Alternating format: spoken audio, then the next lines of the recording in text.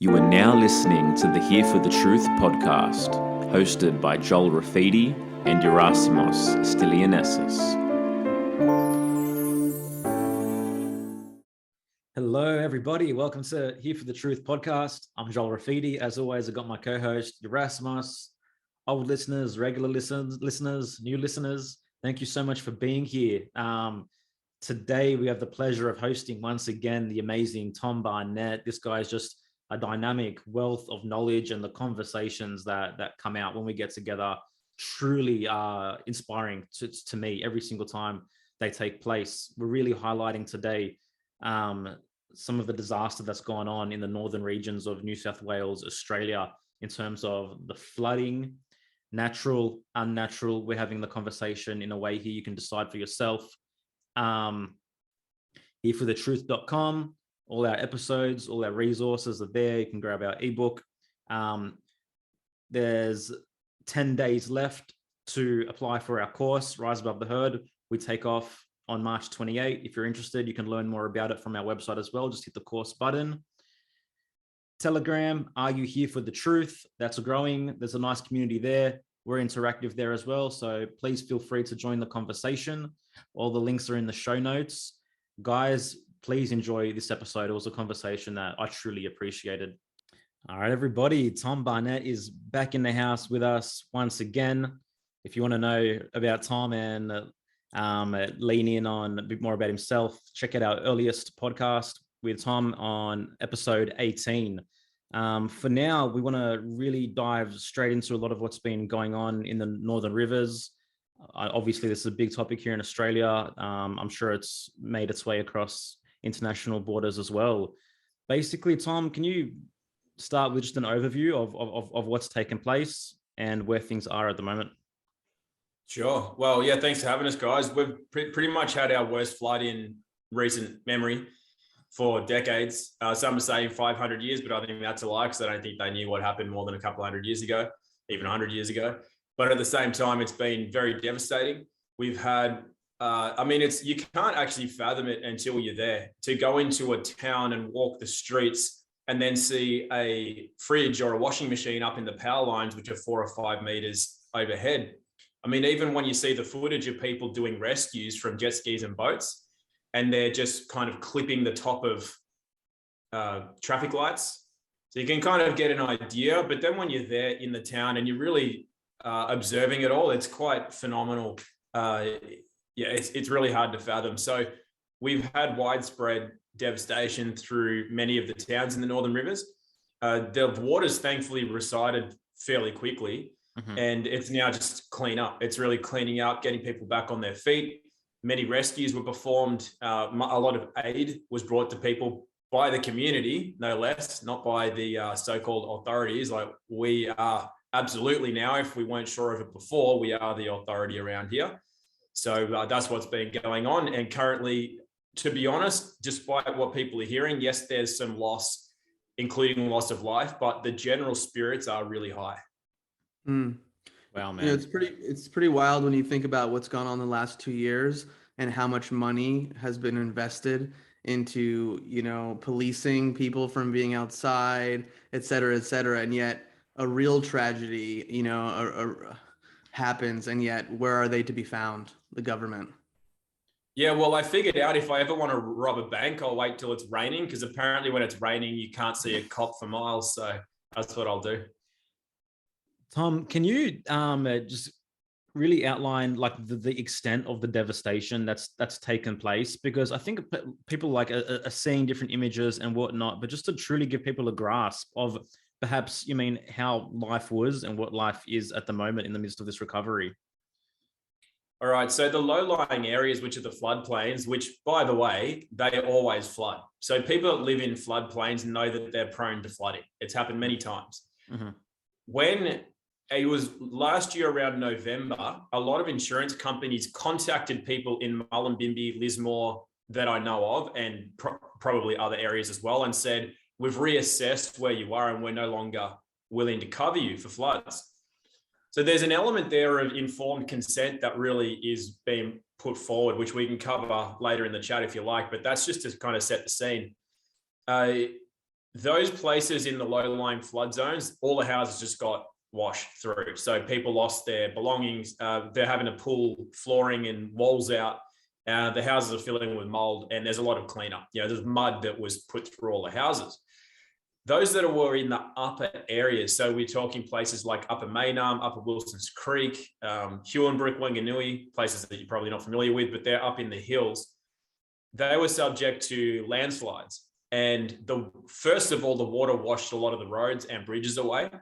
And then after that, there's been landslides, which have been quite devastating, that has caused loss of life, injuries, houses literally, like, again, to see this stuff is just, you assume a house is safest houses, as the expression goes, but you see what happens when some earth slides. These houses have just literally been moved hundreds of meters down and just collapsed. I know of one shipping container on someone's property, a 40-footer, that is now 5 kilometers from where it originated from. So these old stories of displaced, cargo ships and huge structures are obviously based on a lot of truth that, nature can do that. I firmly believe, which we can also talk about, that this is not purely a natural event, but when nature does do its stuff, it's phenomenal what it can do. Man doesn't really stand a chance. Yeah. So, obviously, lots of people have been displaced in this process. Lots of young families also whatnot. What are their living circumstances currently like? How are most people getting by day to day? People have lost their homes and lost all their possessions. Yeah, so a lot of the homes are habitable insofar as you can still put an air mattress in, you can still sleep in it after it was, the waters went down, the mud was cleaned out. A lot of the community centres have been set up as respite centres, so that sometimes there's hundreds to over 1,000 people sleeping in community halls. A lot of people in the community did open up their homes, so there are several people that are temporarily rehomed within other people's places. Yep. And one of the best things is, while there's still some greed going on, there are so many houses and buildings in this area that are vacant for 80 to 90% of the year because they're used for holiday letting and Airbnb. And thankfully, some of those finally, in an area where there was already a housing crisis, is being put to use. Although, as I said, there are still some people who aren't providing that kind of thing, which is up to them. But by and large, it's the community, again, that is doing all of the support for our own community. Yeah. Okay. And for those that, I guess we haven't clarified this, but we're talking about northern New South Wales in Australia at the moment, the Byron Bay area, if anyone's familiar with that suburb, obviously. Tom, can you let the audience know a little bit about the demographic that actually lives in this region? Yep. First of all, Byron's untouched. Byron literally had nothing. The waters got flooded in the paddocks either side of Ewingsdale Road, which is the road into Byron.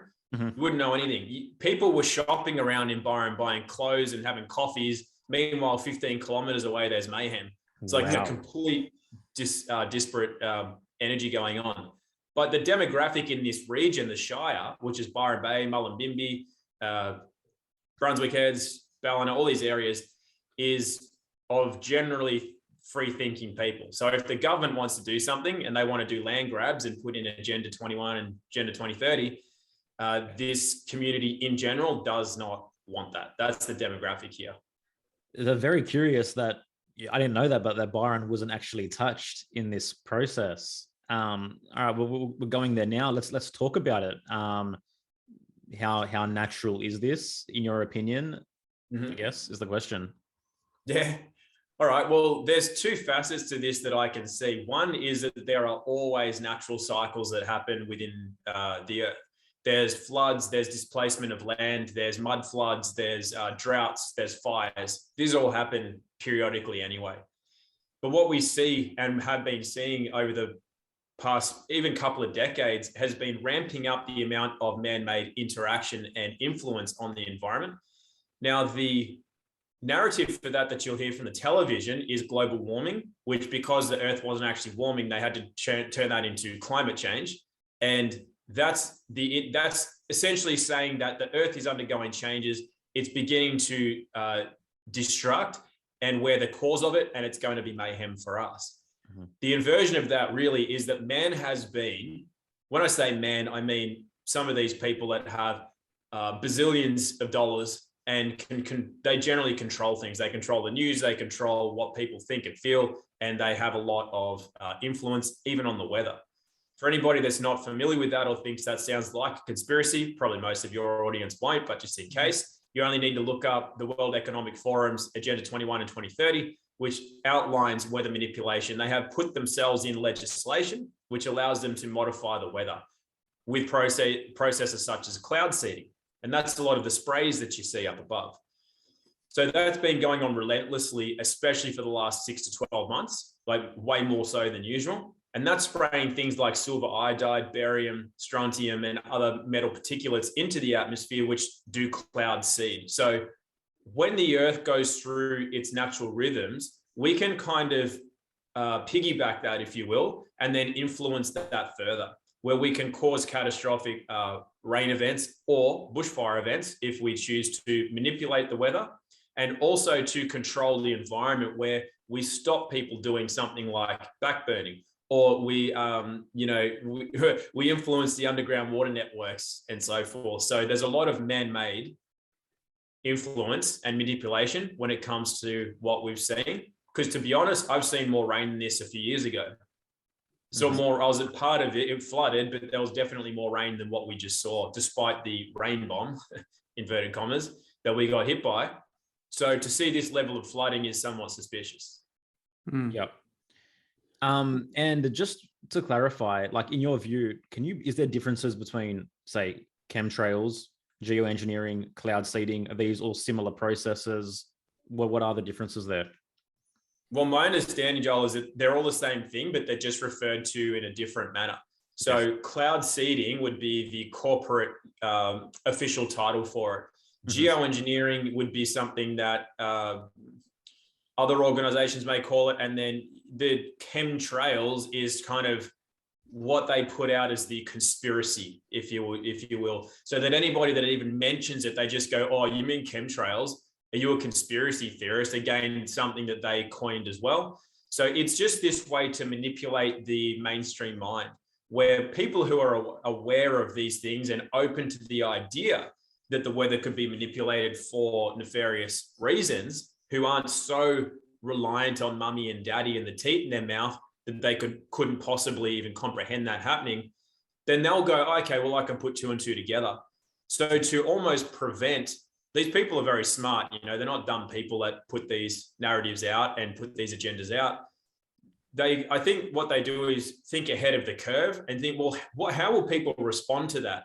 So let's put in the term chemtrails and let's have heaps of people try to argue that chemtrails are real. And then they go, no, they're contrails. It's condensation coming off of a plane, and have pilots get in, much the way they get dentists or doctors to get involved in social media discussion about topics such as vaccines and fluoride and what have you.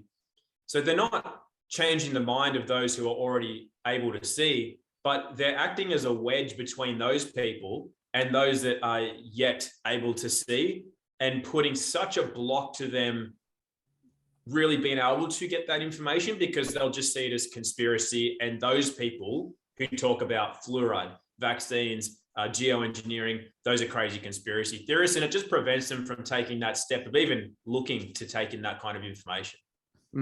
Yeah. Can you go into a little bit more why these people that we'd say that have the gazillions of dollars, that are in power, that are pushing these agendas, like, can you go more into why they would want to manipulate the weather? Yeah, sure. A lot of the answers I don't know for sure. I can just tell you what my experience has shown me. I'm not going to tell you that it's the truth or that I know the answer. There are people that do know the answer. I know that. But for me, what it means is the money is almost irrelevant. For me, what these people are, they inhabit this realm by, it's almost like they've conquered. They're here in a place that they're not really meant to be. And their whole modus operandi is power and control. Money is almost irrelevant. It's just a tool to control things. So if they have the ability to manipulate the weather, that satisfies their highly egoic need for power and control, because, hey, now you're playing God, you can manipulate the weather. And also what it does is it allows them to control the responses or the innate state of being of the general populace, which we would call real human beings. And that's for many reasons. One, you can influence more power and control and turn that into more money if you would like to do so. It also, though, allows you to tap into what is usually unseen, and that's the energy resource that we are. My understanding is that we are the most powerful creative force in the universe because we're made in the image of the creator of this realm. And those that inhabit this place who have, let's say, the controlling stake in the narratives, they're not really meant to be here. They're like they're the deceivers. They're the ones that are actually trying to work against that. So what they can do is, it's not even about selling us a narrative. It's deeper than that. If they sell us a narrative, then we are the ones that create that. We play it out for them. It's something that I believe they can't create, but they can implant the idea within us. And then us using our innate creative powers, we're cut off from the source then. So we're not really creating what we're supposed to do. We're just following their trail. And we're creating what they've put out as an offer or an idea for us. We internalize it and express from what we truly are, which at the end of the day does what? Well, to me, that cuts us off from that pure source energy, which is limitless, ultimately powerful. And it's what they would fear the most, because that would then just kind of shut down their operations completely. Mm-hmm. So it's the distraction. Them being able to do that creates so much of a distraction for human beings that they never get to find themselves. And everything that I do, if I could condense it down to one phrase, it's to know thyself. Everything that I do as far as the information that I give out or the things that I do, it's all about that. Because for me, that's really the answer to everything. Because then no one else has control over that. But while we're following other people's narratives and giving our energy to them, well, it's not there for us. So we're not actually doing our innate purpose here. We're being led around to do somebody else's bidding. Yep. Let's put a pin in that know thyself. I definitely want to come back to that for sure. So particularly for the Northern Rivers region, you mentioned potential smart cities. Like what are the other reasons that they would be targeting this region other than the free thinking demographic, if that was to be the case? Mm-hmm. Yeah, so the smart cities is the agenda. The reason they would target here as well is basically because of what I was just speaking about. If you take one of the most powerful regions on Earth, and then if I say it's the most powerful region, why would I say that? Well, there's so much quartz and obsidian crystal and the energy lines that they call ley lines or song lines that the indigenous refer to, they run right through this region. And those lines go to Uluru and they go across to other continents as well. So it's what you might call an activation point on Earth. People might be familiar with several of these. They're usually where the wonders are, such as Stonehenge or Machu Picchu or Bermuda Triangle, where weird things happen that physics can't explain. These are like nodes or activation points of the Earth. Very similar to our own body. We have what hippies call chakras and what science would call, you just essentially call them like an electrical potential point where more nerve endings are bundled together, which creates more electrical energy. Like meridians, right? Yeah. So, well, the points are like the energy centers in the body, and the meridians connect them. So we have several throughout the body, and it's simply where more neural activity occurs. You can measure it. Mm-hmm. And then the meridians are like the power lines that essentially connect them all together. So that's similar to the Earth. Byron Bay is one of those strong energy centers. And then the song lines or the ley lines connect to the other energy centers across the Earth. And it attracts people here for many reasons. And if you have people that are also more activated, that allows them to connect more deeply with the land itself, which can then connect to what many people call the creation energy, which is the sun energy. So what that means, to answer your question, is simply this region is not only a highly activated area or potentially activated area, but you have a high population of people who are becoming themselves, which is a real threat to the establishment. So if you wanted to take out anything, you would take out the biggest threat to the establishment, which is A, the most powerful land, and B, the most powerful collective group of people. And that, in Australia at least, would appear to be this Northern Rivers region of New South Wales. Wow, man. Well put and a lot to think about. Is it true that Renat mentioned this to us on one of the episodes, that there was a particular 5G tower in Mullumbimby, which you guys shut down, then putting up multiple times? Did they go and put that up during this process now as well? Yeah. Well, it's not confirmed, but they use this, everyone's scattered at the moment trying to help out, doing a lot. So they use that opportunity to get the cherry picker that we would normally block from getting in there. They got the cherry picker in to do, well, here's the backstory to this one. Yep. Is that comms went down. So as soon as it flooded, comms went down. Now the area's flooded before and comms haven't gone down. And there are other comms that are working. So Telstra's down, but Optus and Vodafone are working. And they essentially run off the same towers. So then you go, well, what's really going on there? It's not that communications are down per se. It's that it's been very much tampered with. So then you pull that down, problem, reaction, solution. Now you have the opportunity to go in and fix. Yeah. By fix, I mean upgrade the towers. And once they're in there, you would have to break the law to stop it. So my philosophy, though, is that anything that can be constructed can also be deconstructed. So it's not really that much of a worry to us. But at the same time, yes, it does appear that they are currently doing the 5G upgrade at the Mullumbimby Tower. Yep. And we mentioned earlier how there has been much government aid or relief or response in terms of what's been going on. Eventually, the Prime Minister, Scott Morrison, made some sort of kerfuffle, and we saw some photos of some kind of army presence with milk crates and milk cartons. Can you talk about that and also talk about the flip side, just how the community has responded? Yeah, so the community are the ones that sprung into action. We organised our own rescue, our own aid, our own missions to get it out to people, our own cleaning up, and we did it all. The military turned up very late in the piece, and we're really just going around not doing much. Now, I don't blame them personally, because a lot of them are young guys in the reserves. They would be good-hearted people, not necessarily trying to do this on purpose, but they do what they're told, right? So that comes from the higher up chain of command to essentially go around taking selfies and make it look like they're doing stuff, but not really helping. Some of them are definitely getting in and helping, not going to put them all down. But if you want to look at the response compared to what was needed, it was very disparate. That was not a match. So what Scott Morrison's been doing is doing the rounds for his publicity and just pissing people off in the process, because he's really not been helping at all. And it's very obvious that they're setting these up as publicity stunts and no real help or aid is being given.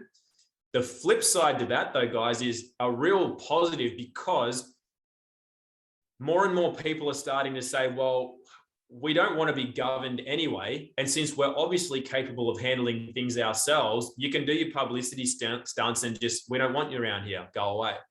There are a lot of people crying out for help, and that's fine. Everybody's where they're at.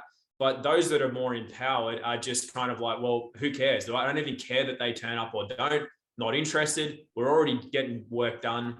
We're handling business ourselves, and that's the way we like it. And so it's almost like they've given up their claim to the land, as far as I'm concerned, and we have stepped in and claimed it, which to me is a very key step in thwarting the agenda. Yeah, man. There definitely is a silver lining there for sure. I mean, to you, in your view, what is the potential of this region going forward? I mean, obviously the region is becoming more sovereign as a result of this. So yeah, can you speak on that? Sure. Yeah. I mean, you're exactly right. It is becoming more that way. There's a lot of structures that need to dissolve before that really happens. The ties to the Indigenous is key. Getting the Indigenous to all unite and stop infighting is key to actually moving forward in that respect, as far as I'm aware, or as far as I'm concerned. But look, all of it's really a state of being. So while people say, we want freedom, we want to be sovereign, and all these words that really mean nothing, if their state of being is saying, give us more benefits and privileges, and you come in and do this for us, and I want my Netflix hooked back up tomorrow, it's like your words or your intentions are at odds with your actual state of being, which means that they'll just laugh at you. They don't care what you say, because you're still begging to be ruled. You're still begging for mummy and daddy. Mm-hmm. So as people are, it's not necessarily that we're doing anything as in let's sign this piece of paper, or let's rally the government, or let's petition the council. It's really people coming more into themselves. So as their state of being becomes free, and freedom to me equates to responsibility. Take full responsibility, gain freedom. You know, don't take as much responsibility and get more benefits and privileges. Well, then down goes your freedoms as a result. They're like, you can't have it all, sort of thing. You got to choose where you stand, and people are just proving it to themselves that they can. You know, it's like a kid that takes training wheels off. They're like, holy crap, I can ride a bike. So I don't need you to watch over me anymore.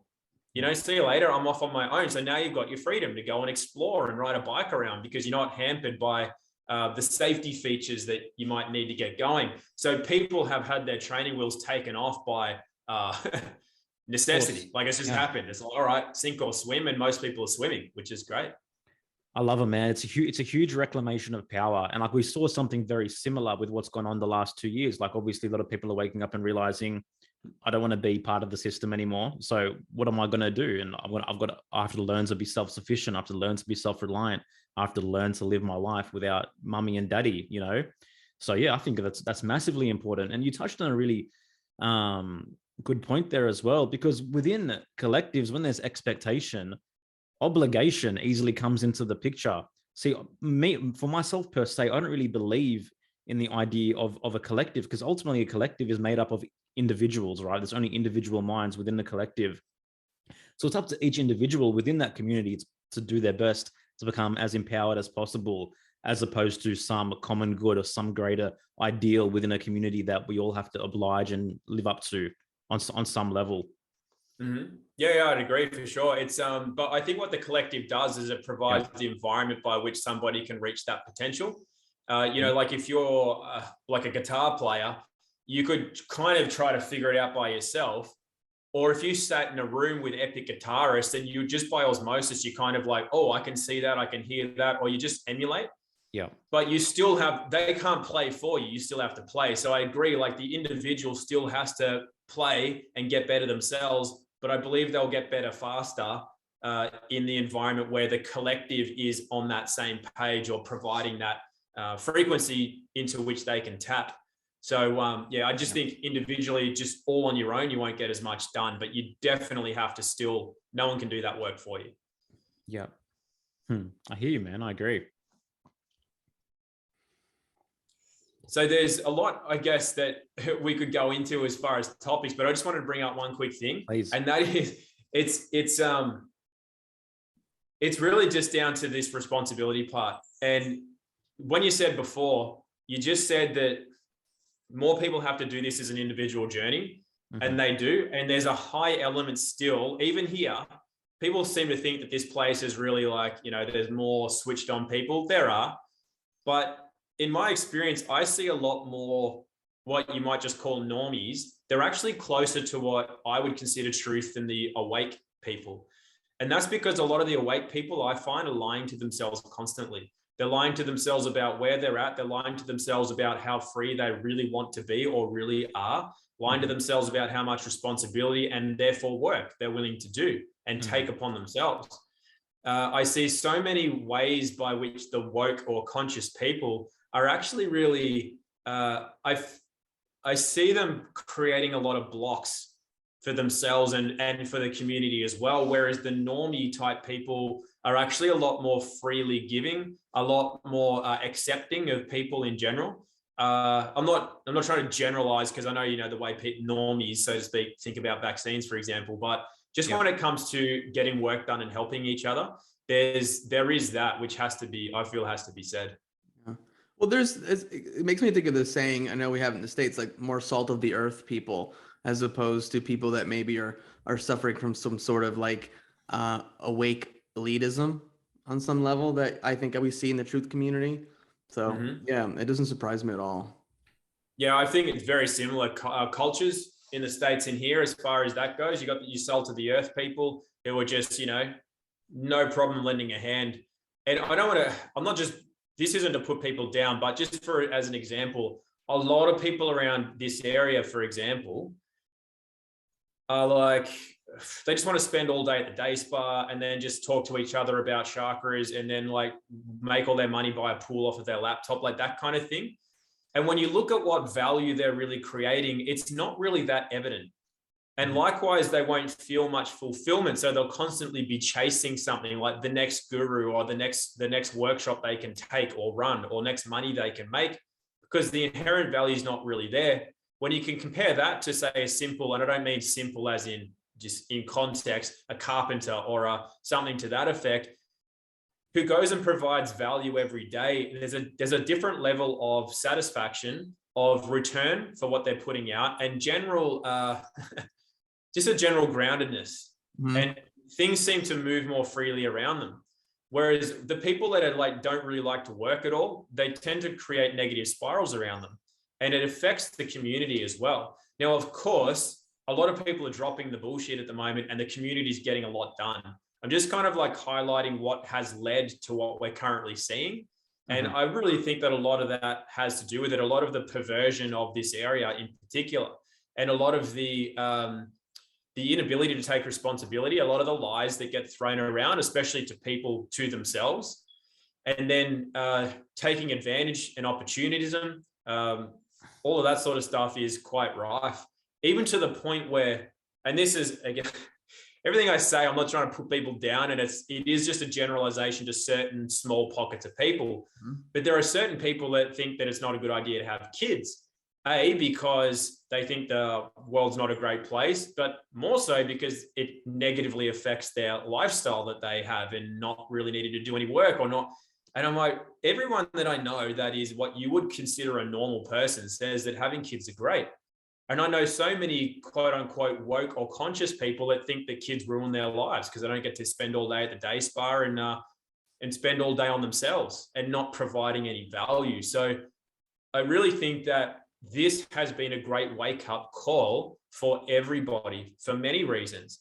Like, what's really important? Are all those cabinets that got ruined, were they really important?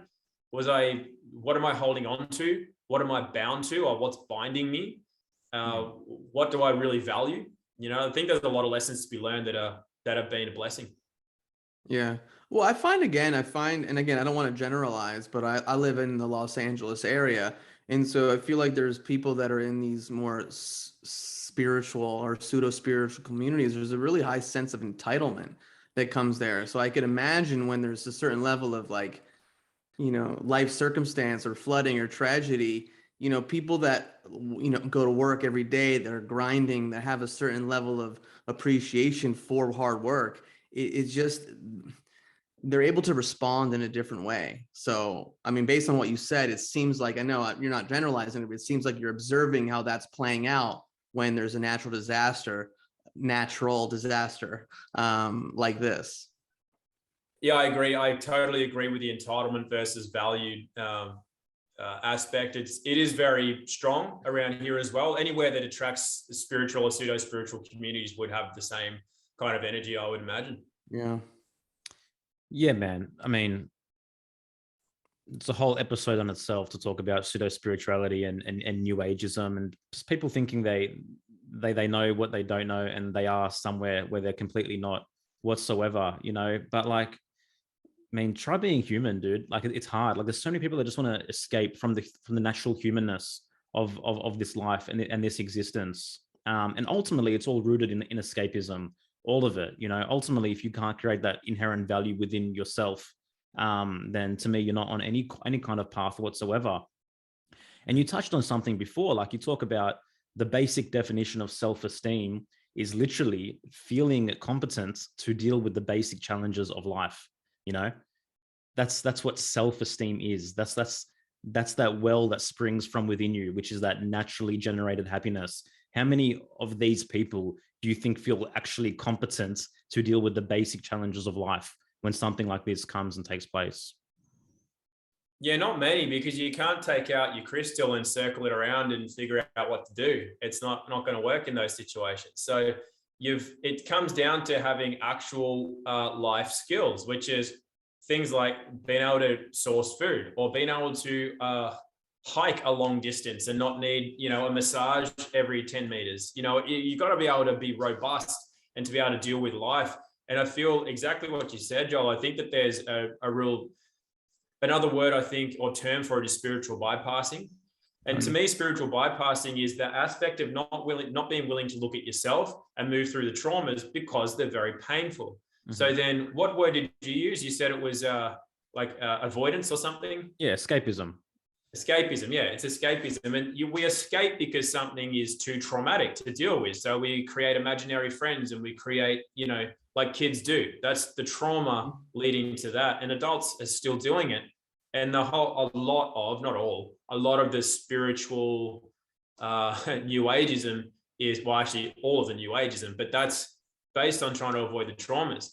Meanwhile, even creating whole modalities around trauma release and stuff without ever getting to the traumas, like that itself is like a complete avoidance of going through it and creating the idea that you're going through it and therefore cleaning yourself out and becoming enlightened. So one of the things that I have observed is that waters cleanse.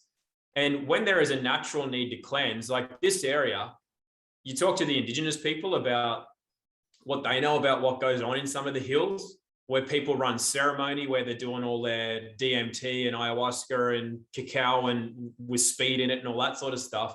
The spirit of the land doesn't like that, so that does need to be cleansed. And in a natural cycle, or you just say nature needing to cleanse itself, we're nature. And if we're not cleansing ourselves because we're lying to ourselves and we're spiritually bypassing or avoiding or whatever, well, then the waters will do it for us. And that might mean washing away the BMW that you got from grifting people with your new age multi-level marketing or something. Nature will do that. Yeah. Or it'll take us, it'll wash us away. It washes something away. And whatever was washed away, whatever it is, whether it was somebody's life or it was part of their belongings or it was their livelihood or it was something, well, then there was something in that. I believe we're all where we're meant to be at any particular time. A lot of people around here had nothing. They didn't lose anything. A lot of people did. And my understanding of life is that we were all where we were meant to be at any particular time. And what was cleansed needed to be cleansed, whether we understand it or not, whether we get it or not, whether we think it's fair or not. I believe that what was cleansed was what was needed to be cleansed. But then on top of that, you have the man-made element that has interfered. And so there is, there's a lot of that to talk about as well, but it's definitely, there's a lot of blurring of the lines there. Definitely, man. I agree. And I firmly believe that, everything is in balance. Ultimately, I believe, that synchronicity is the reality, in the sense that, we're always going to experience a lesson that needs to be learned because of something that, is either missing or lacking within. And I think if people can gain the wisdom from that, then they can grow on some sort of path. But most people, I guess, have just created the blockage from those lessons or from those waters being naturally cleansed in some sense. And to me, spiritual bypassing is very much so shadow bypassing, right? It's being unwilling to face your own inauthenticity. And so as a result, you put a firm block and you just continue to build upon this pseudo personality and this pseudo life. But one day, in one way or another, as you mentioned, something's going to collapse, something's going to shift, something's going to change, and it's going to force you to deal with it. No one, in my opinion, can avoid that pain of inauthenticity for long. Yeah, I totally agree. Yep. You can't, because it's too much of a weight to hold up. It has to come down at some point. Yeah, for sure, man. All right. Let me ask you this, Tom. What does it mean to know thyself? Well, it's only, again, my experience that I can share, but what it means is we can talk about what it's not. And what it's not is being inauthentic. Yeah. It's that inauthenticity is exactly that lying to oneself. And the more we lie to oneself, the less we can get to know oneself. So knowing thyself is a matter of being willing to see yourself and to learn to love yourself in ways that you could never do. That's one of the things that the ego, or the shadow aspect of the ego, is always trying to avoid, is seeing itself, because it's almost like it can't, if it glimpses itself, it's like it's too much to bear.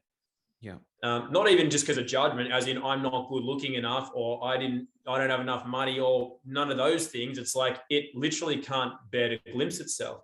So it always will continue to create these masks of some kind. And as soon as it might even start to glimpse itself, and usually that happens by way of reflection. Usually it's somebody bringing something up, or we see something in somebody that we really don't like. Like, the way people react to Fauci or Gates or something like that. If you're reactive, there's some part of them that's in you that you just can't stand. Mm-hmm. And so it's either a reflection of something you see that you don't like, or directly somebody is bringing something up or showing you something or mirroring back to you something that you really can't stand. So as that part of the ego glimpses itself, then what was being presented just morphs into something else. So there you'll see your violent criminal become a born-again Christian, or you'll see your fat, obese, pizza swilling guy turn into a bodybuilding steroid junkie. It's the same part that could never glimpse itself, just with a different mask. One's obese, one's a bodybuilder. One's a criminal, one's a born-again Christian or a spiritual leader. So it's funny because to me, the most spiritually advanced people are the plainest people. You just wouldn't pick it. They don't wear like eagle feathers and garbs and say certain words in a certain tone of voice, Mm-hmm. or anything like that. They're the most unassuming people, but they just have a resonance that you know it when you see it or feel it. Again, I'm not saying that that's just the truth. I'm just saying that that's the way I've experienced in my lifetime of seeing a lot of those elements also in myself, to recognize when I've been lying to myself. And the reason, the barometer, I should say, which is therefore the reason that I do know that I am on some path of getting to know myself, not that I do completely, but I know that I'm on that path, is that I no longer feel disempowered around what people consider authority. I don't feel nervous around women. I don't feel undeserving of love or affection or attention from women, which I did at one point. I don't fear anyone coming to knock at my door. I don't see anybody as having more power over me than I would give them.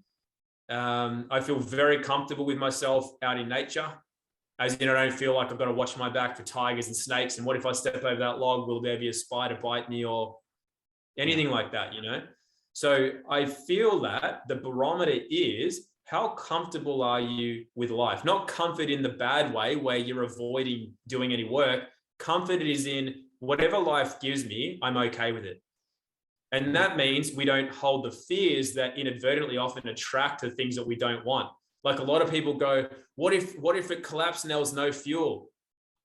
And they fear that because they don't know their own value, that therefore if they hold that value, they never have to worry about something like that because they'll always be able to get around. They'll always have food. They'll always have shelter, because that stuff isn't innately attracted to value, but not necessarily to money. They're different things.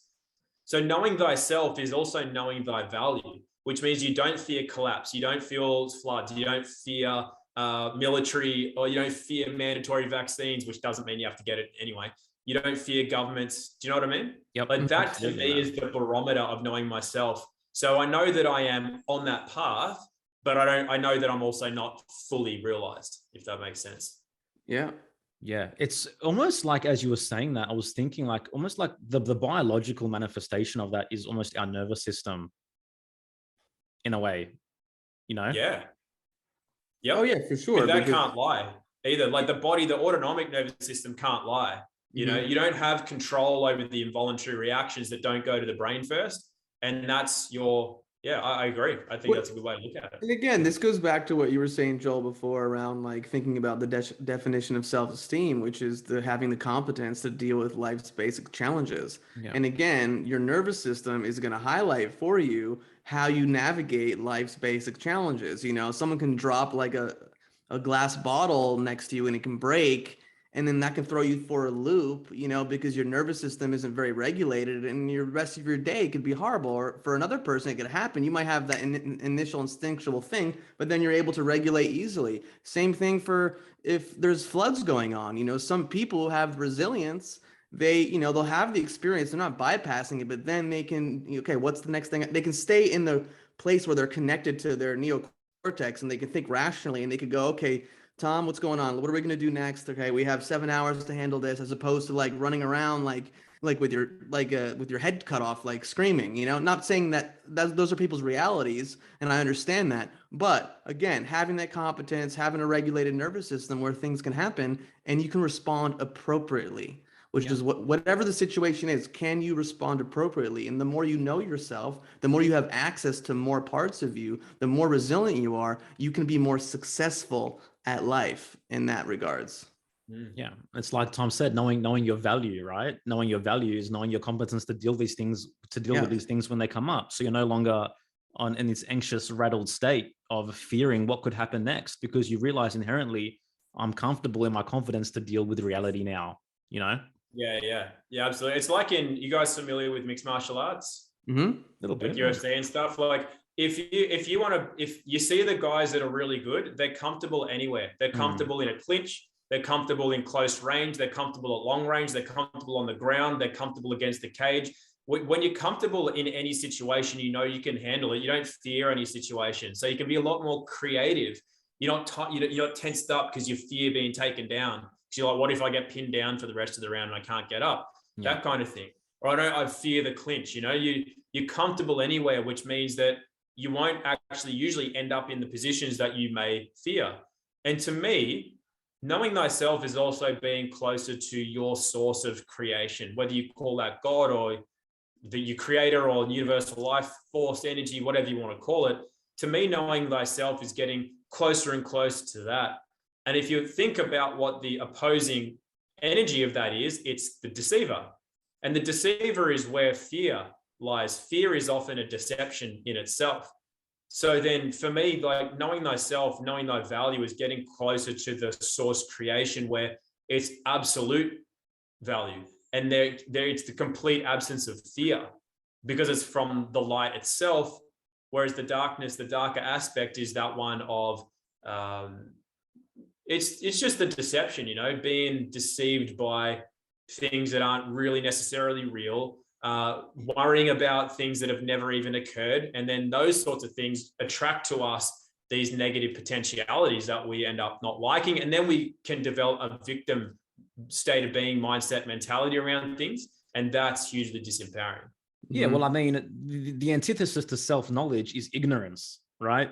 And to me, ignorance is this primordial darkness, and you talk about being closer to the creator, of course, because you have more options. Even if you think about the MMA scenario, when you're comfortable in all those positions, you have more options, you have more moves to go to, you have more creativity available to you because you've decided to know, you've chosen to know, as opposed to being ignorant to what's possible within yourself and about your external environment too. Absolutely. Well said. It gives options. It's like gives you choice. And most people are paralyzed thinking that they have to do, there's a mandate for this, I've got to do it. It's like, no, you don't. It's all an offer. So when you realize you have more choice, then you just become more free in nature. It's always like that paradox. The more free in nature you are, the better life just becomes. The more you button down and tighten up and fear stuff, the more you actually just seeing that and experiencing that in your life. So dude. Well, you see that. Yeah, you see this from a somatic standpoint too. If you think about the concept of armoring, you talked about like tightening up. Like there's a rigidity that's going on that is representative in a person's psyche as well. So again, like if you don't think there's a choice, it's because you don't have access to that other side of you. There's no way to hold space for the tension of opposites that exists within you, where you actually can hold two opposing points of view and then ultimately come to make a decision, as opposed to like, you're not standing on 2 feet. You're just standing on one foot because that's all you think is possible. You're not aware of what exists on the other side. You're not aware of the wisdom of what's in the shadow. You can say that's stored in the body, in that excess tension, that is repressed for the myriad of reasons that could have happened, trauma, how you were raised, what your mom said, what your priest said, what your teacher said, whatever the case may be. So again, this process of awakening is moving from an armored place to a more resilient, soft, supple place, fluid, flexible, and body, mind, and spirit. So again, whatever gets thrown at you, you're almost like a martial artist where you're using that energy and you're like, whew, as opposed to like, it's just smattering you in the face and you don't even know what's happening. Yeah, but now you look at the metaphor of Neo in the Matrix, right? Things slowed down for him, right? Yeah. I love that metaphor. You're on fire there, Yerasimos. You should just cut that section out and post that. How's epic? You know what? I think I might. I feel like we had this conversation with David when we had him on. Yeah, David had a couple zingers. Joel had some zingers, and they were just saying that to each other. Yeah, that's awesome. I was thinking the same thing though, bro. You should, yeah. You need a pay rise. All right, awesome. I have my moments. I got to keep up with you two legends. Oh man, I love it though, because everything that we're discussing, it's a microcosm of the macrocosm. It's, for example, something that's been going on for me. This whole pandemic process. I mean, I've been heavily targeted here in Wollongong by the local cops for a number of reasons. They're on my social media, et cetera, et cetera. I'm the only person getting fined for not wearing a mask in Crown Street Mall, stuff like that. But it got to a point for me where I'm like, I have to learn how to deal with this. What choice? They're giving me absolutely no choice whatsoever than to, become more empowered in an area of my life, which I probably wouldn't have chosen to become empowered with if this circumstance didn't happen. You know what I mean? So I figured out the tools, the knowledge, and the ways to go about it, where I'm empowered and I'm no longer concerned and I no longer feel at the mercy of this force because I was ignorant of learning and choosing to know how to deal with it. Now I know how to deal with it. And so I have that flexibility and, I can walk to the shops and be like, fuck you all now. Yeah. Yeah. It's the difference between facing reality or evading reality. You know what I mean? Where life happens and going, okay, this is what's happening right now. What am I going to do about it? And this is, again, when you bring up the term of spiritual bypassing, it's like there are events that occur in a person's life and then they just push them away with these lofty spiritual concepts and ideas as opposed to really engaging with what's happening. It's like let me use for an example, like someone experiences like a sexual abuse or something of that nature. And it's like, well, that's a real thing that happened. It's okay to feel all the feelings that go along with it, as opposed to the person who like the next day just like detaches and goes, everything happens for a reason, in that like voice. It's like, hey, I get it on a deeper level. There's the lesson there, but it's like, you're allowed to have the feelings about what just happened, and deal with them and face them. And then ultimately what this is all about is awakening the hero within and taking ownership and taking responsibility and feeling the multidimensional nature of all these feelings, but still acting, with integrity, with action to do what needs to be done.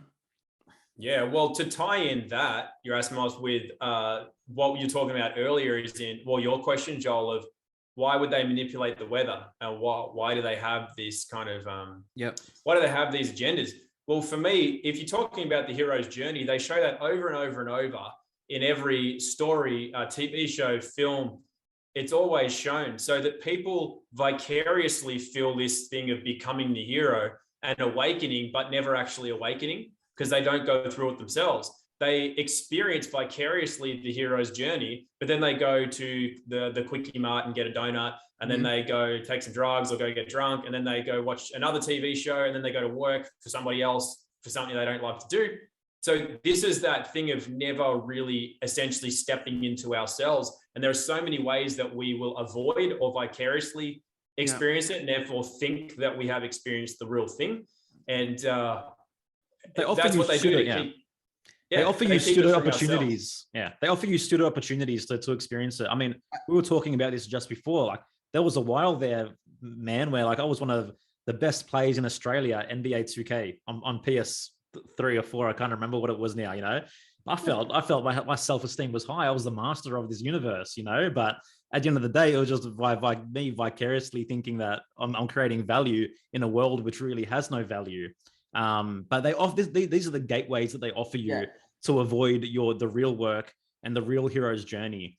And I mean, to me, this is such an important concept to me, because the idea of heroism, it's so lost in our society today. Of an individual living a life, going through the trials, the tribulations, the underworld cycles, and coming out the other side as an empowered being, as the hero of his own story, his own journey. And this is something I really want everyone to nail in and look at, that like those little dreams, those inner dreams, those inner passions, those inner desires that you had growing up and as a child, all that really is possible and tangible to you, you know. But what's in the way is your refusal to actually deal with the reality and deal with the shadow, deal with the insecurities, deal with the inauthenticity, deal with all the 30 years of hedonism that you've accumulated now, and to come out the other side as someone who's learned these lessons and now is capable of fulfilling those desires. Mm-hmm.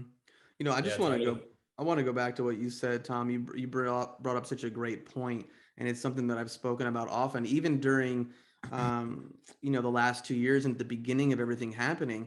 People were, you know, they'll talk about Hollywood, but there's good elements of Hollywood, and they'll bring up these movies like Braveheart and this and that, which again, there's some positive elements, but I actually commented on that. I was like, well, they'll just go into the movie or they'll sit on their couch and they'll have the experience of being the Mel Gibson character or whatever and feel all that. But like you said, like they can just say the words of freedom and this, that, or the other. But what are they doing when they turn up the TV? You know, how are they living when, you know, they have to go into a store and they're too afraid to even say, hey, you know, I'm not going to wear a mask or I'm not going to do X, Y, and Z. So they can sit there and watch these movies and feel like they're embodying this, and yet in the day-to-day life, what are they doing? You know, and I take first responsibility for me as well. I'm not sitting here like I'm some like 100% badass, like handling every situation as a hero, but there's fuel, you know, food for thought there and learning.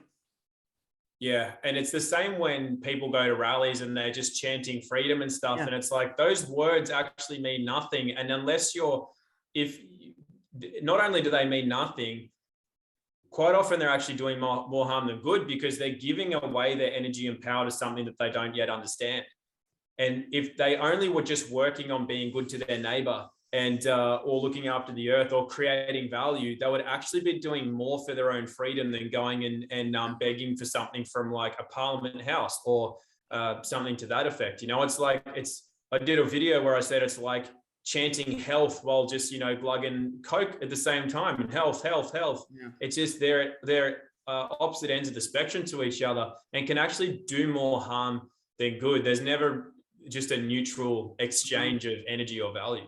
Yeah, or even like you said, be good to your neighbor, but how about just being good to yourself? How about like speaking good to yourself? How about going after you go to these rallies, not then going to the local pub and getting drunk? You know what I mean? How about like going, you know, taking care of yourself, knowing what your body needs, what your mind needs in order to move closer towards being whatever that best version of yourself is that you dream about.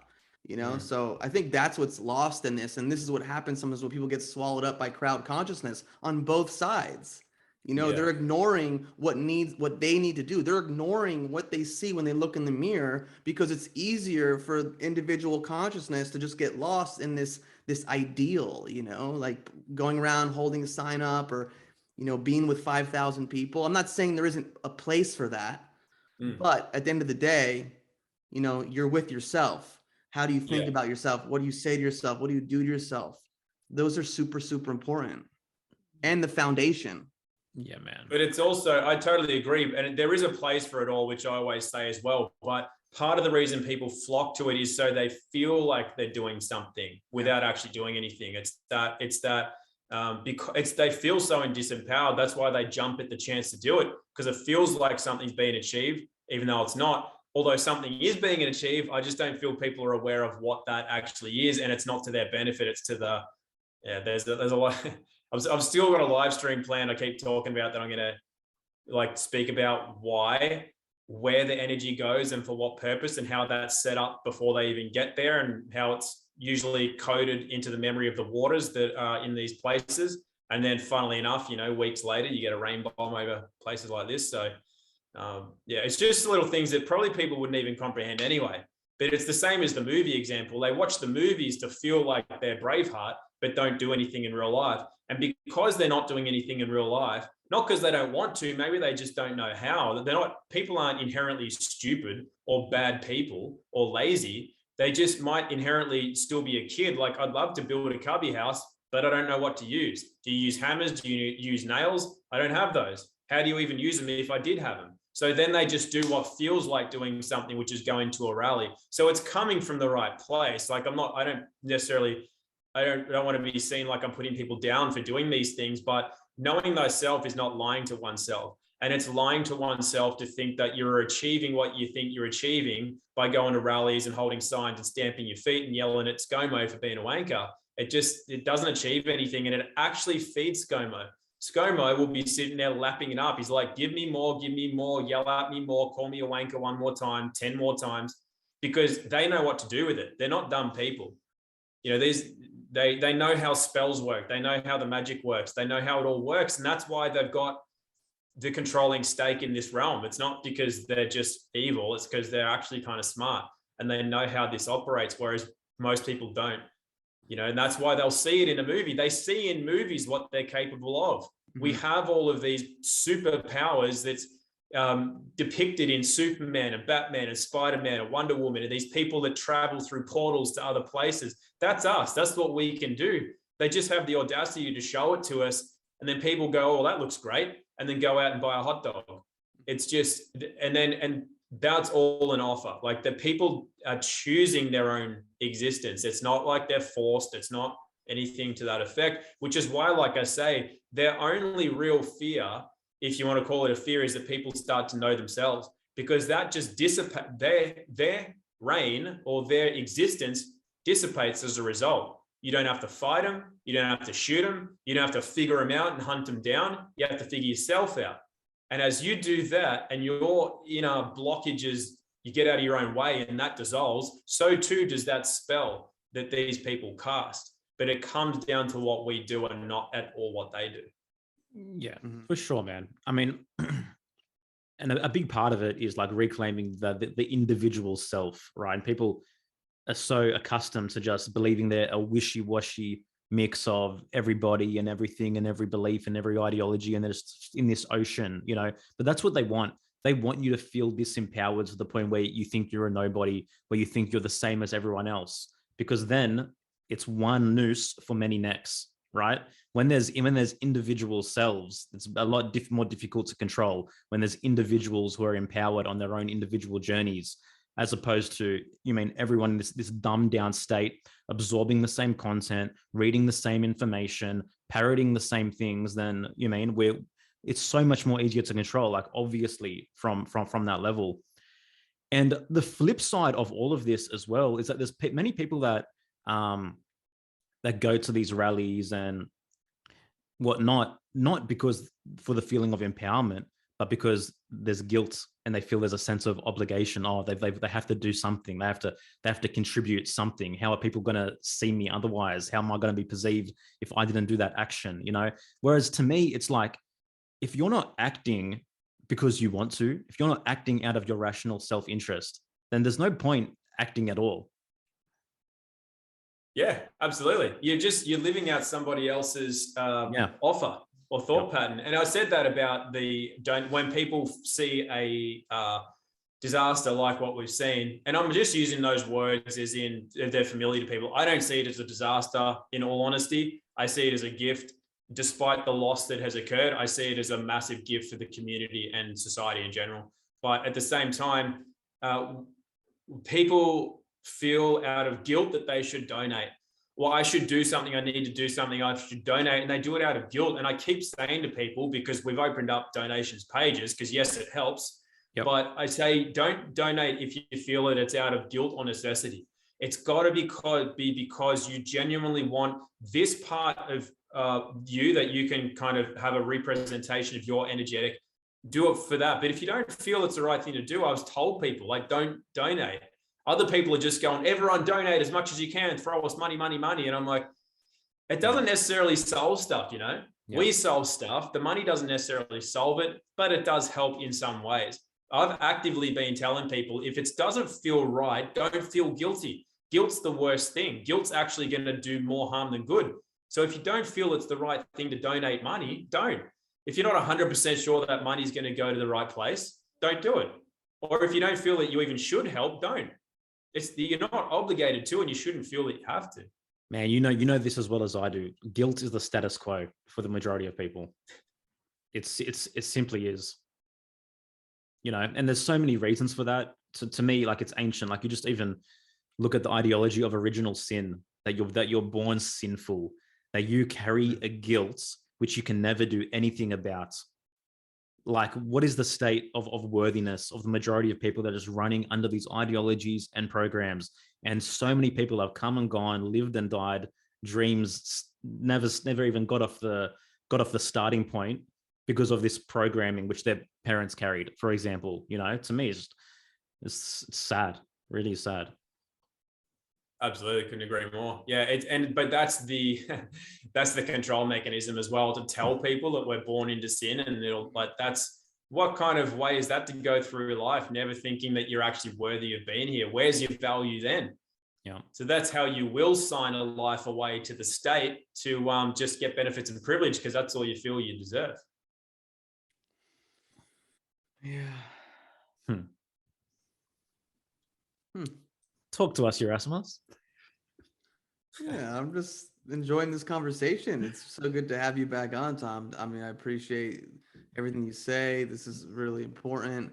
I've seen some pictures and some videos of what's going on, but I didn't really know the full extent. And I just love that what you're saying about how the community comes together.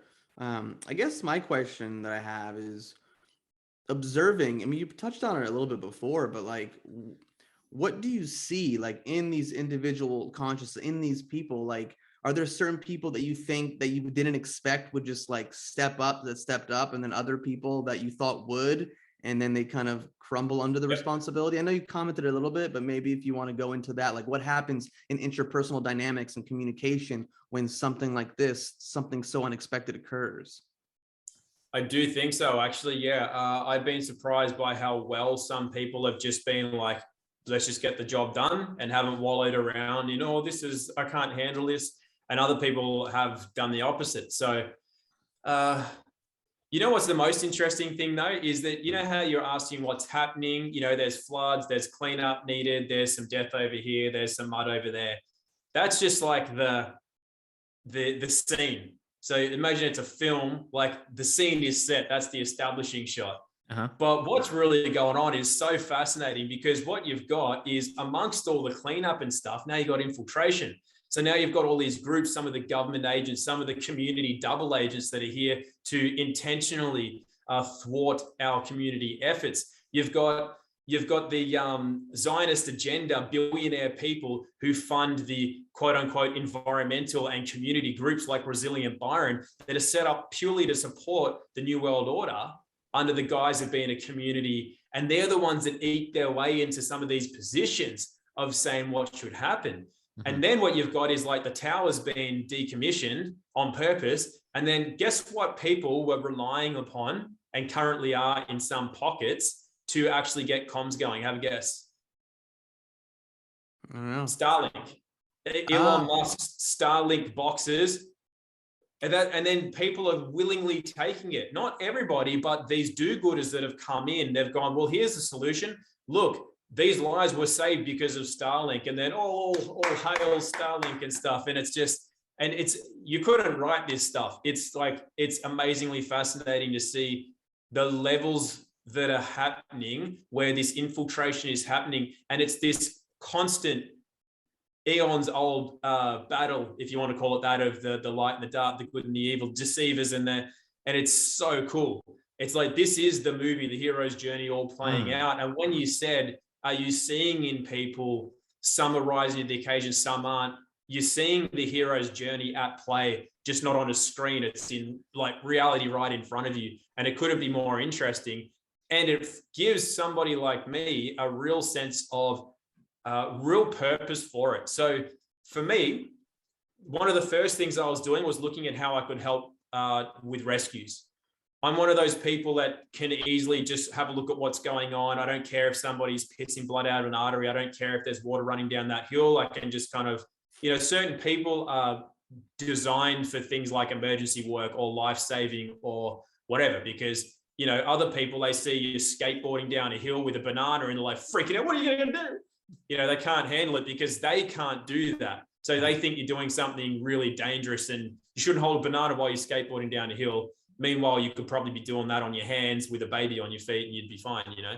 So there's these different levels of how we perceive what's dangerous and what's not, and what we're capable of doing safely.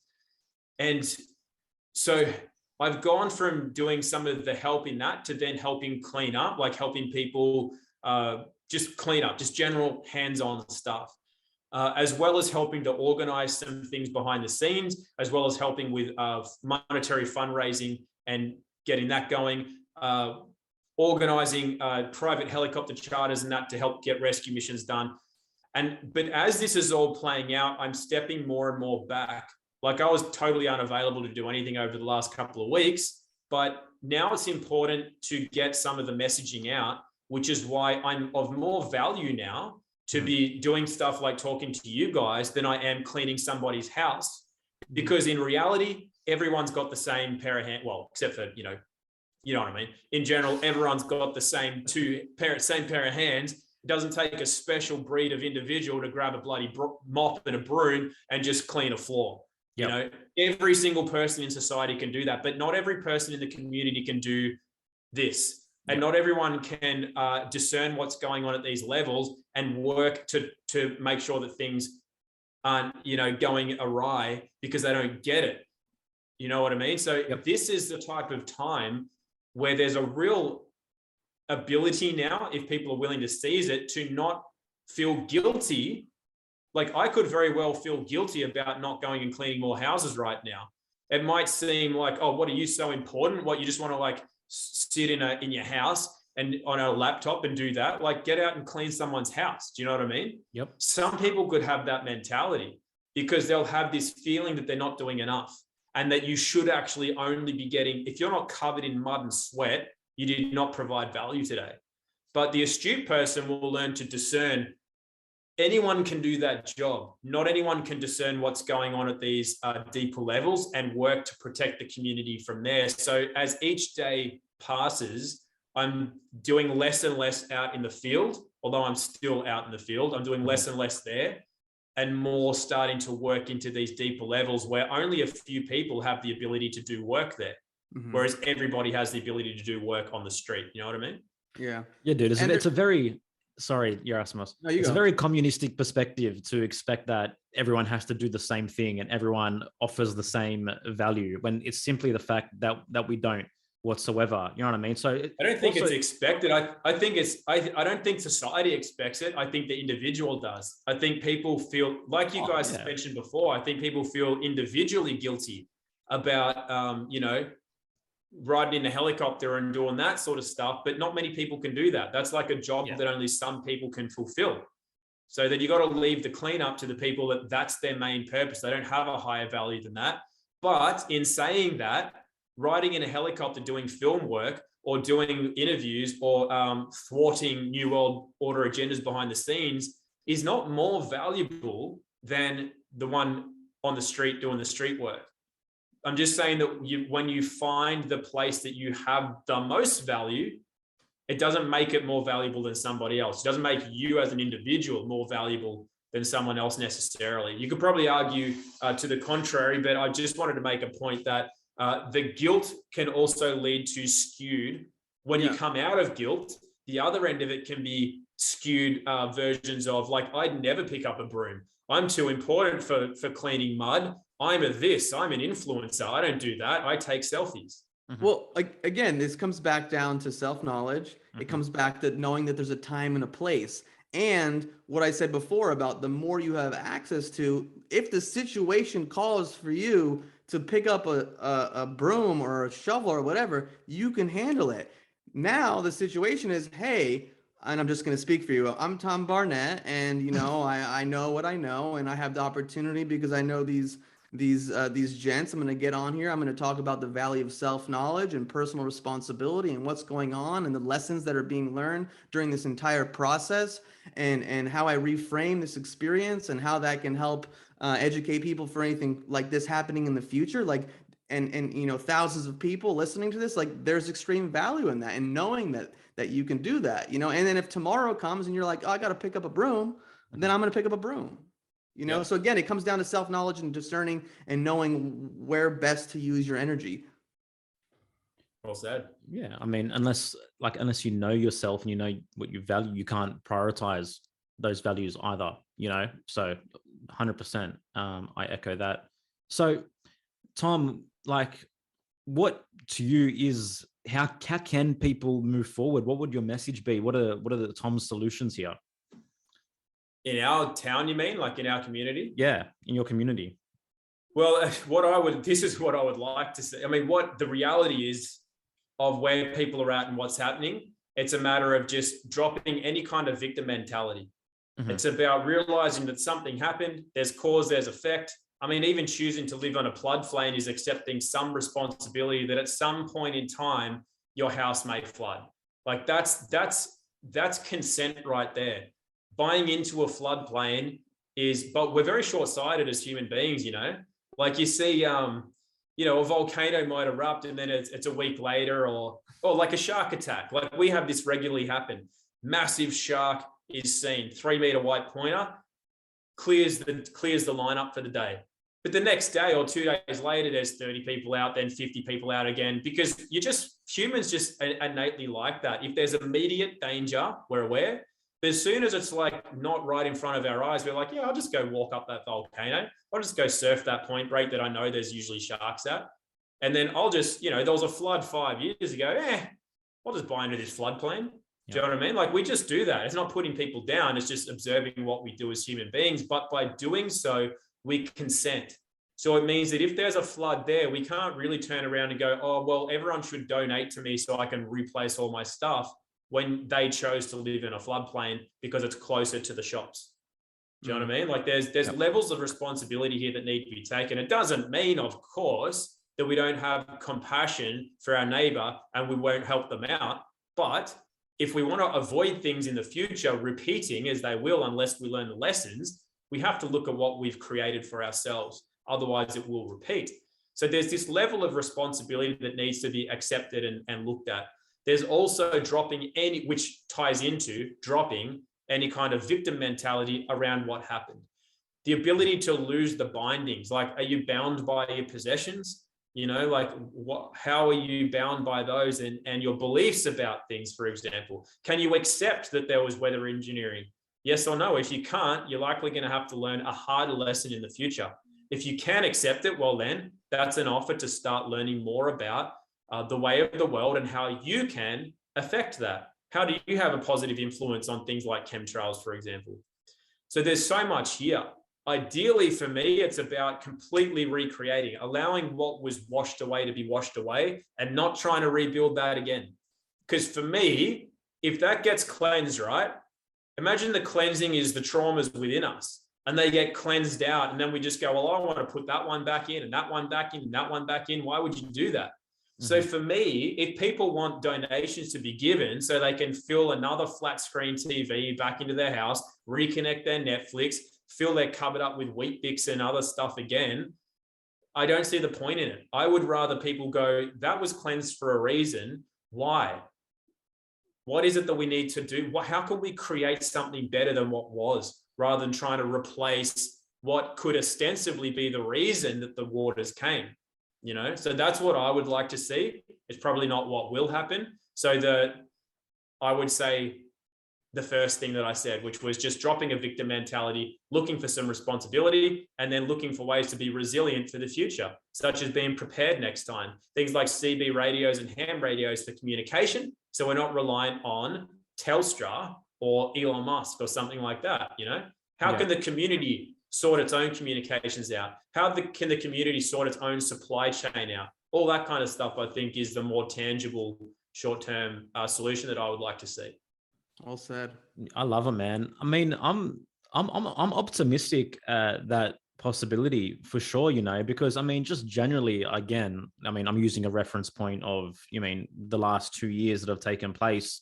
People have taken steps, they have taken action, they are willing to adjust based on knowledge, one being that governments are psychopathic, and if in any way you're reliant upon them, then you're subdued to coercion and force. So I'm quite optimistic that people can take advantage of the opportunity to build something new, build something more efficient, build something more secure as a result of what's going on. And I hope that is the case. Yeah, I totally agree. But that's also coming back to it's the individual's responsibility to become self-realized, but as a community, you achieve a lot more, that collective spirit is very good for that and allows people to step into it. Definitely, man. And like the other thing that I would add to, the whole idea that, okay, I'm buying in a floodplain. There was a sharky yesterday, but I'm going to go surf there. Particularly referencing New Ageism again, people adopt this mentality of magical thinking. Like, oh, it's never going to happen to me because I just think positively about it. I'm special. I am who I am. So to me, I can evade the facts of reality to some level because I'm spiritually superior and whatnot. I think that definitely would play a part into it as well. Yeah, I'm not really observing a lot of that, but I definitely agree, and I think it's certainly there. I honestly think though that we do have a symbiotic relationship with the weather, that we bring the weather. I really feel that everything is in complete concert with us. And when we have fear and doubt and we don't connect to that's creation source, I think that, we're often humbled by things like weather events, whereas I don't necessarily see them needing to occur when there's balance. So for me, when it buckets rain and things flood, that's not balance. Balance is it rains, it waters the soil, the plants grow, the animals feed, we can water our gardens, and it's dry, and then it's wet, and then it's dry, and it's wet. That's like balance. Yep. So to me, when it's like a long extended drought or a huge amount of water, to me, that's out of balance. Mm-hmm. And so then I asked, well, why? Like, what part of us resonates? Well, I did a video where I can't turn it on now, but I did a video where I showed how we are electromagnetism. Everything in the world and in our realm runs on electromagnetism. So we have a great influence on things around us as far as the electromagnetism is concerned. Like plasma reacts directly to us, our energetic field and our touch. If you use like one of these things, which I use in my video, which is a plasma ball, wherever you put your finger, the plasma arcs to the finger, and you don't even have to touch it. You just put your palm near it and it starts to light up around it, which means that we affect the electromagnetism in the realm around us. Collectively, if we're resonating at a certain, whatever you want to call it, frequency, spectrum, whatever, vibration, then naturally, then everything's going to be in a relationship to that, so we can technically bring the weather. Indigenous cultures throughout the world, like Native Americans, Australians, anyone that I've ever heard of, say that they will go to a sacred spot and then they won't do like a new age version of like bang a drum and la la la la la, like light a feather on fire and just like, get high on something. They literally just go there, they dream, they set the intention, which is pretty much instantaneous, and then through the dreaming they bring the rains or whatever it is. Yep. Right. And there's a lot of story about that throughout many different places that you can find it. And what I think is this: when there's the man-made interference element, so you've got your chemtrails, your geoengineering, your cloud seeding, that's all man-made. The creative man, anything that man creates is inferior to the creation. Like we're made in the creation's image. And then what man makes is usually when there's a good intention, pure creative intention behind it, of course it's great. But when there's deception behind it or nefarious intention behind it, well, it's not as powerful as the creation source. What I mean by that is if we turn our back and we disconnect from the creation source because of the deceiver, because of fear, like we were talking about before, because now we're fixated on what man's doing, well, now we come under the jurisdiction or the power of the offer of man, such as cloud seeding.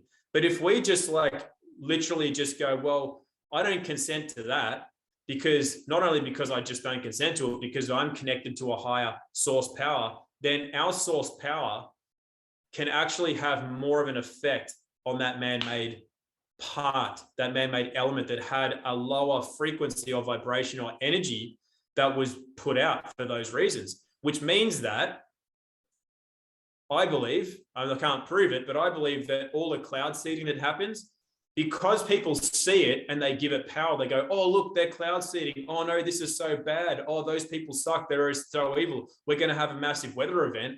I believe that we partly cause that because my understanding of the way things work is that if enough people just saw it and went, well, we don't consent to that, and at the same time as not consenting that, connect directly to the sun, the source energy, to strengthen and solidify that bond, well, then that no longer has any power. But while you disconnect from that because you fear that, well, now you're giving that thing power. Like we were talking about earlier, the thing that you don't want is the thing that you will attract and bring into your life. So while I can't necessarily prove that directly, that's my understanding of how things work. And because we were forecast for 2 other rain bombs here that never came, I can tell you that I know that myself and a lot of other people were working on exactly that principle. And there's also people who have devices like cloud busters that were operating those as well. So who knows what did what? We'll never know. But I won't stop doing that, because that's my understanding of how I can have an effect being made in the creator's image and having dominion in this realm. I firmly believe that I have more power over man's nefarious creations, but not more power than nature itself. Yeah, there's an underlying principle here, which I haven't verbalized on this podcast for a while, Yerasimos.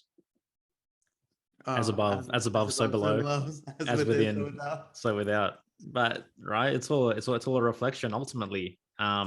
So interesting that you went through that dialogue just then. Another little synchronicity. Someone recently just asked me on Instagram. She said they're spraying and manipulating the weather constantly where I am. I fear going outside. How can I possibly have joy or happiness if I'm scared if I don't ever want to go outside and breathe, because they're literally spraying, you mean, so much. You know, you brought up the Matrix before. It just makes me think of like when all the bullets started coming at him at the end. He's just like, peace. Like, you know, we go outside and we see everything that's happening and all these nefarious activities, and it's just like, there is a part of me that's like, just put my hand up. I'm gonna live my life and live how I believe I should live. And again, it goes back to, I'm gonna control what I can control. And there's some things, well, I guess, you know, for using your Jedi tricks, you can't control that too. But you know what I mean? Like, generally speaking, I'm gonna put my energy on my day-to-day, the things that I can control, as opposed to like worrying about what these architects of control are doing behind the scenes. You know, it doesn't mean I'm not interested in that. I definitely have an investigative mind and I'm curious about it, but do I allow it to like consume me? And do I allow fear and worry and anger to be the default state that I'm in? And I choose not to. And this kind of this kind of reverts back also to that earlier conversation we had about, you know, I mean, quote unquote normies perhaps feeling of more worth than, you mean, I guess, conspiracy theorists or whatever. Because if you're in this constant state of fearing everything, overly skeptical, you mean, I can't walk outside, I can't touch my phone, I can't, you know what I mean, do whatever. Like, what's the impact that that's actually having on your life? If now all of a sudden you're in a state where you fear reality altogether, you know, like you have to be of the world. At the end of the day, none of us can escape that, you know? So yeah, choose to know what you know, but ultimately what's the best and most optimal way to live with that knowledge, as opposed to using it to completely disconnect you from life altogether? Yeah, for sure. And again, this, like, even, you know, we had Melissa Sell on, and, you know, I'm a fan of German New Medicine, Germanic healing knowledge. Like, what's the state of your psyche? You know, how are you thinking about things? Like, if you're worried all the time, if you have all these internal conflicts that are going on over everything, how's that going to impact your health? Your body's always going to be adapting to that, and then you're going to have to go through a healing process and healing phase after that. So it's like, if you're in a state of equilibrium, in a state of balance, you know, that how is that going to show up in your health overall? Yep. And I think it works on 2 levels too. So the overt sign is the chemtrail, right? And so it's almost like, imagine that they just hung like Halloween pumpkins up all around, and every time you see one, you're like, oh, you see another one, you're like, oh, like that is dictating and controlling the state of being of the individual. It's only an offer. You don't have to react like that. You could go, oh, look, a pumpkin. You could be super excited about it. And because that doesn't disempower you, you are now resonating at a much stronger, more vibrant and harmonious frequency, which means you're of much higher value to yourself and to the world, and affecting your immediate environment very, very strongly. The second part of that is that not only by taking control of the offer and you determining the outcome, that's that catch-22 where therefore you do control the outcome. Whereas if you are disempowered by it, they control the outcome. So with the chemtrails, those chemicals, technically speaking, are harmful to human tissue. However, that's only based on, like you kind of alluded to, Yerasimos, is this whole element of how do you feel about something? We're deep, heavy, binding emotions like fear and guilt and remorse and things like being resentful. They actually bind to heavy metals, specific types. Like each emotion has a binding capacity to the energetics of something else that's physical. So if we go out and we're like fearing, oh, I can't even breathe, I fear going outside, guess who's going to be more affected by anything that lands around is that person. But the individual who goes out and just goes, I don't consent to that, but it doesn't fill their heart with fear, well, then instead of the deceiver being there, they're actually more realized. The creation energy is there, which is way more powerful than a piece of strontium or barium, as in way more powerful. You know, like you think about a volcano, that'll recycle anything. You think about that kind of fire energy of the creation, like that particle of chemtrail doesn't stand a chance. And the other thing that people don't necessarily think about is they go, well, how can putting my hand up and saying, I don't consent to a chemtrail that I see, it's still there. That didn't do anything. And it's like, well, didn't it? How do you know that? Because people know of, you know, the butterfly effect or the ripple effect or whatever. You don't know that putting out an intention, such as a prayer at night before you go to bed, like a kid that prays before they go to sleep. How do you know that that didn't affect someone in Africa or someone in America or something like that? Like you have no idea. But being disempowered by the thought of not being able to believe it because you can't see it play out immediately in front of you prevents you from doing something as powerful as prayer. So my suggestion to people is always, if you see something you don't consent to, even if you don't see it disappear in the instant, you must still put that out there, because if you don't, what are you doing? You're agreeing to it. You're consenting to it. If you see it and you don't like it, but you don't voice that, natural law says you agree to it. And therefore you'll come under its spell rather than being the one that just goes, nope, not having that. Yeah, I like that for sure.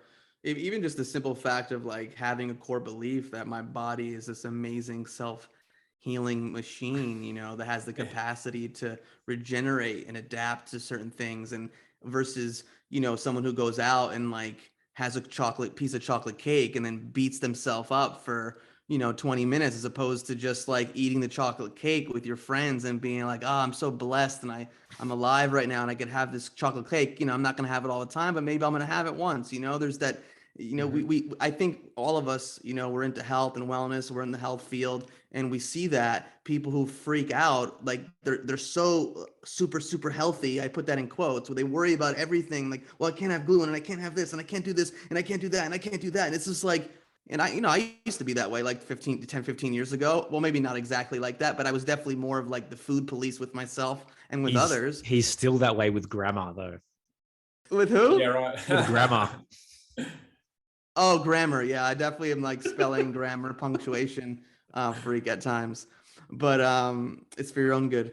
No, but but you know what I mean? Like, I'm sure you've worked with so many people around health and nutrition, and it's like, you know, I think back to, you know, some of my ancestors in Greece that lived to be over 100 years old. Like, they also they weren't eating they probably didn't eat some days, but they lived to a certain age. They didn't even know. Well, first of all, they didn't have like electromagnetic frequencies and to that degree and all that, but they weren't worrying about it all day. You know, they were enjoying their time with family and connected to the land. And some of them were smoking and drinking, and they still lived to be over. And I'm not saying people should go out there and smoke and drink, but it just goes to show you that there isn't this one size fits all. There are 40, 50-year-olds that eat healthy and work out all the time and then end up dying for whatever reason. And there are people who live to be over 100 years old and they're eating, you know, they're eating grains and they're drinking and they're having the occasional smoke. So anyways, I just want to share that, but feel free to comment your thoughts. No, I totally agree. We do that. I do that with people who I can tell are too overly intellectual and bound by their diet.